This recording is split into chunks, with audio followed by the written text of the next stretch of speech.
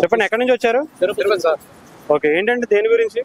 రెండో ఆటో నగర్ జాగా కావాలని వస్తున్నామండి.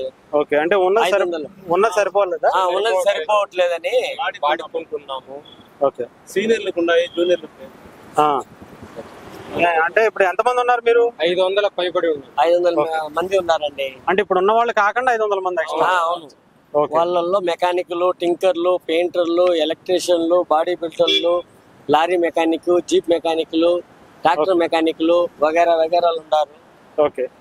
గత 30 సంవత్సరాల కిందట ఫస్ట్ ఆటో నగర్ వచ్చింది. ఇప్పుడు ఈ పవన్ కళ్యాణ్ గారు సమక్షంలో వస్తుందని మనం ఆశిస్తున్నాము.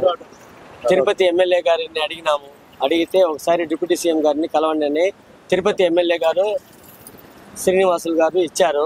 ఓకే, ఆ లెటర్ తీసుకుని వచ్చి కలవడానికి వచ్చాము. ఓకే. ఏమన్నారు ఇక్కడ? మీరు వెయిట్ చేయండి, వస్తారు అని చెప్పారు. అందుకోసం వెయిట్ చేసుకోన్నాము. వీళ్ళందరూ సార్ కలిసి పోవాలని ఆశిస్తున్నాం. మాకు న్యాయం చేస్తారని ఆశిస్తున్నాం. రైట్. అంటే ఇప్పుడైతే ఇప్పుడు ఎంతమందికి ఉంటుంది అక్కడ? ఎంతమందికి వర్క్ దొరుకుతుంది? ఇప్పుడు 350 మంది వరకు ఆటో నగర్ అలాట్ చేస్తున్నారు. వాళ్ళు సీనియర్లు వాళ్ళు, మేము ఇప్పుడు జూనియర్లు కాబట్టి మా కోసం స్వయంగా ప్రయత్నిస్తున్నాము. అంటే వర్క్ పెరిగిందా? వర్క్ అలాగే ఉంది? పెరిగింది. ఇప్పుడు తిరుపతి పుణ్యక్షేత్రానికి దేవ దర్శనానికి వస్తున్నారు వెంకటేశ్వర స్వామి దగ్గరికి. వచ్చినప్పుడు బండ్లు దూరభారం నుంచి వచ్చినప్పుడు బండ్లు రిపేర్ అవుతాయి కాబట్టి బండ్లు రిపేర్లు చేస్తున్నాము. ఓకే. సొంత జాగా కోసం తిరుపతి స్మార్ట్ సిటీ అయింది. స్మార్ట్ సిటీ కింద అంటే 20 కిలోమీటర్ల అవతల ఇస్తామంటున్నారు.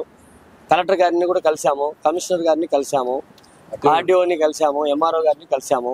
ఓకే. ఇప్పుడు పెద్దోళ్ళు అనుకుంటే రాష్ట్ర ముఖ్యమంత్రి గాని డిప్యూటీ సీఎం గాని అవుతుందని మనం ఆశించి వచ్చినాము. ఓకే. మరి కలెక్టర్ గారు ఇస్తారన్నారంటే ఇస్తానన్నారు, చెప్పారు, టైం చెప్పారు.